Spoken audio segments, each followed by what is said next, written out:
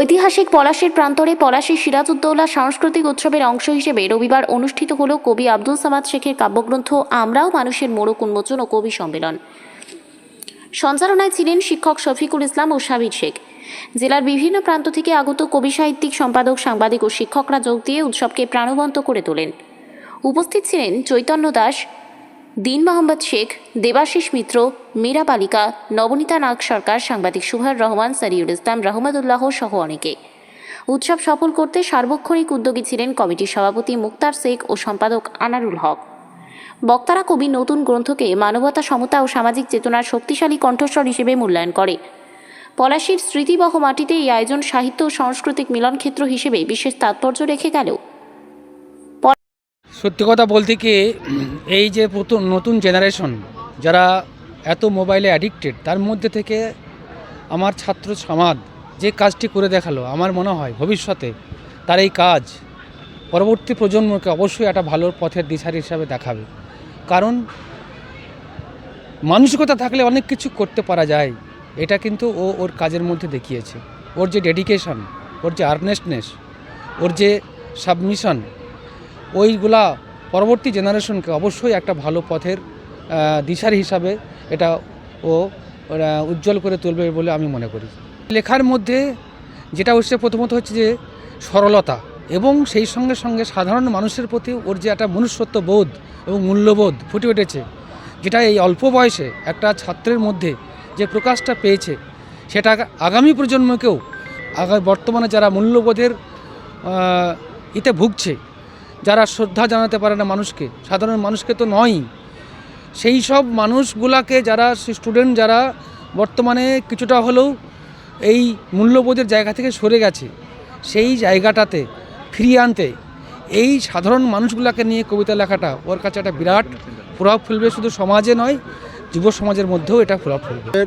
1757 সালে 23শে জুন যে আমাদের পলাশীর প্রান্তরে যুদ্ধ হয়েছিল ইস্ট ইন্ডিয়া কোম্পানির সঙ্গে আমাদের নবাব সিরাজউদ্দৌলার, সেই মেলার সেই যুদ্ধেই আমাদের কিছু মির্জাফরের জন্যে, কিছু বেঈমানের জন্যে আজ আমাদের ভারতবর্ষ পরাধীন হয়েছিল।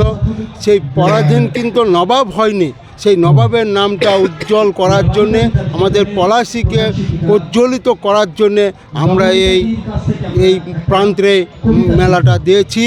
সেই মেলায় আমরা কিন্তু এলাকার সুধী নাগরিকগণ, বিভিন্ন সমাজের লোকদের কাছে, যুব সমাজ থেকে আরম্ভ করে সমস্ত সমাজের কাছে আমরা কিন্তু দারুণ খুশির আওয়াজ পাচ্ছি। আজকে একটা খুব খুশির সংবাদ পেলাম এবং মঞ্চে দেখলাম যে যেটা হচ্ছে আমার ছোট ভাই হচ্ছে, ওনার দাদুর সঙ্গে আমাদের সম্পর্ক খুব ভালো।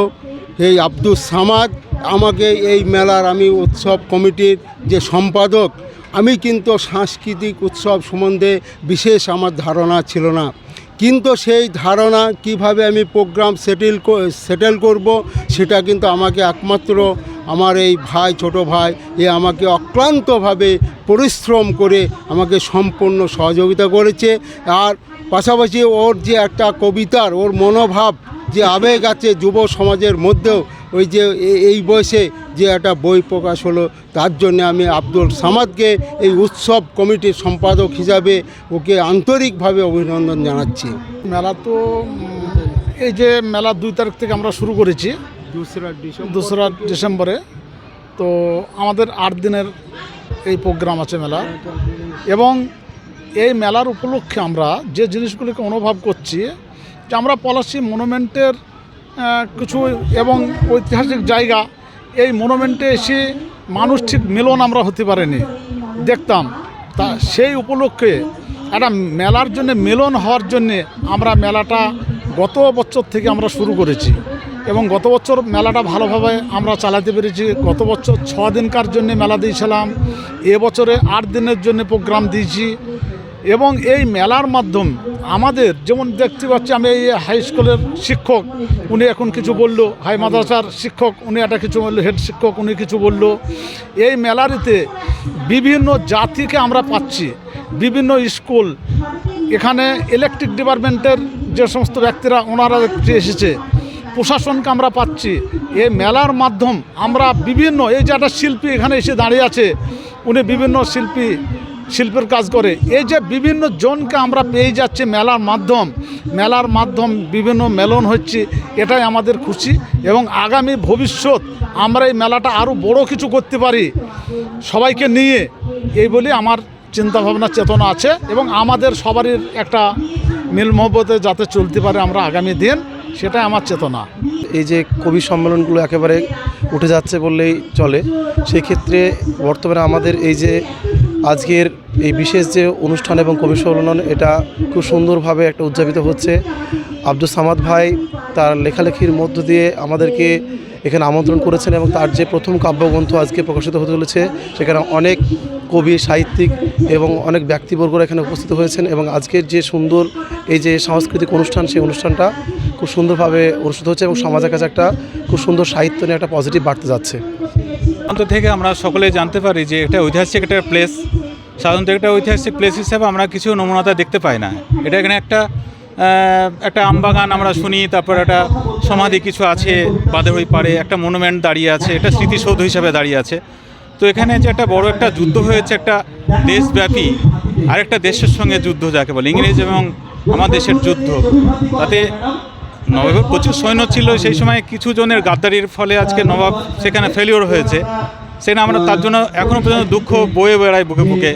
তো সেই দুঃখের সাথে আমরা যাতে কিছুটা কালচারাল দিক, বিভিন্ন ইভেন্ট যেগুলো আছে, সেইগুলোকে তুলে ধরে সিরাজউদ্দৌলাকে সামনে রেখে যাতে আমরা আগামী দিন আমাদের পথটাকে সুপথ করতে পারি, সিরাজউদ্দৌলাকে সামনে রেখে, তার আদর্শকে রেখে, যাতে দুঃখটা কিছুটা উন্মোচন হয়, সেই অর্থে আমাদের সিরাজউদ্দৌলা নামে একটা উৎসব গড়ে তুলেছি। গত বছর থেকে চালু হয়েছে এটা।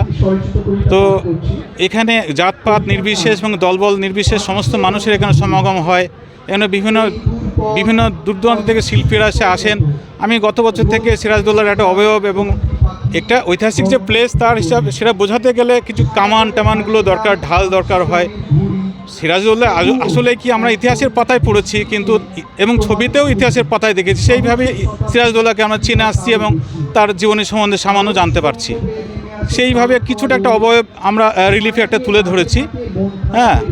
আশা করি আগামী দিন এই দাদাদের এখানে এই কমিটির পক্ষ থেকে একটা প্রচেষ্টা চালাচ্ছে, এখানে একটা পরিবেশ তৈরি করা, কালচারাল একটা দিক, একটা ভালো পরিবেশ তৈরি করার চেষ্টা চালাচ্ছি এই সিরাজউদ্দৌলাকে সামনে রেখে।